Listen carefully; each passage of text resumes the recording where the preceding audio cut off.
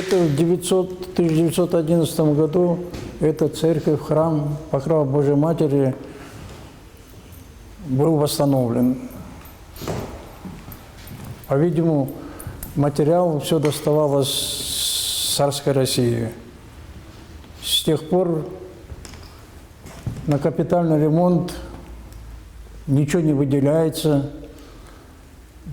Местный акимят обещает помочь восстановить кровлю, пол дощатый. Вот. Будем надеяться, что кто-то чем-то поможет.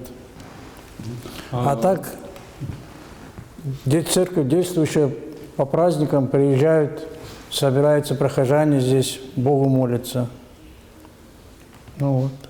Церковь где-то 110 лет, а по другим источникам есть все 120 лет. В Ленинском районе это одна действующая церковь.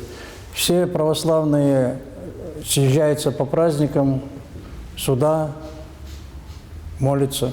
Носит название Покрова Божьей Матери. Божья Матерь – это Матерь, которая родила Иисуса Христа, и получила зачатие. Была от Святого Духа, и вот она причислена к лику святых. И вот предание гласит так, что когда в России, это было в старину, где-то там еще до 10 веков, враги напали там на город российский и готовились его к осаде.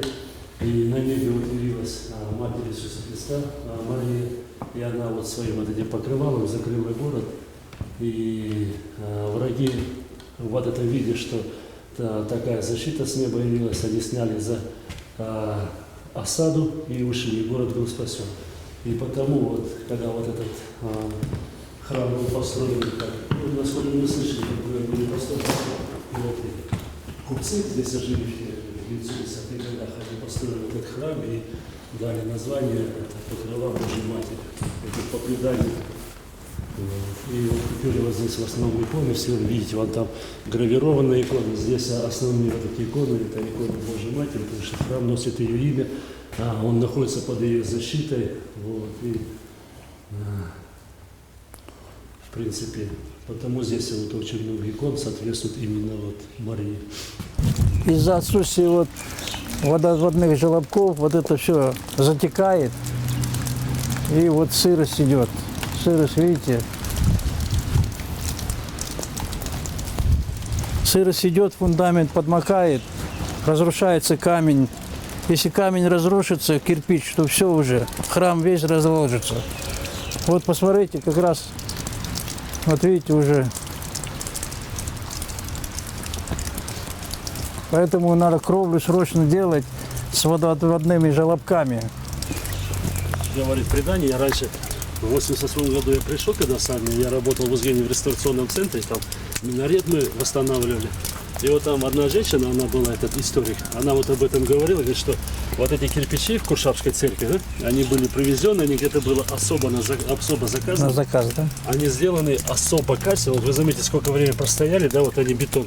Бетона нету, вот оно стоит на этих кирпичах, да, и какое хорошее состояние. И она еще одну вещь сказала, вот этот раствор, который стоит между кирпичами, мы до сих пор не поняли, из чего он сделан. Настолько он качественно сделан, настолько он держит. Вот, потому что в те времена цементов не было, там особые когда растворы делали специалисты, мастера. Вот, и вот мы сейчас вот просто, оно считается уникальное. Сам по себе вот этот пористый кирпич, вот наши кирпичи, они не такие пористые. А он, вот когда обломок смотришь, он очень пористый. Он впитывает влагу и не трескается. И замерзает, когда от воды он не трескается. Вот потому, вот и так и говорят, что заказ был на эти кирпичи каким-то мастерам, и вот это привозилось откуда-то или с России, или в Ташкенте делали, вот разные мнения, я точно не знаю, это, наверное, отец Виктор знает. Вот.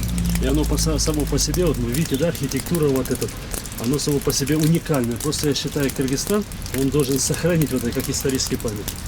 Вот, потому что, допустим, Запад, он конкретно занимается своими историческими памятниками, они берегут дома, даже дома, в которых живут люди, они не имеют права менять облицовку, потому что это историческое, ему 200 лет нельзя.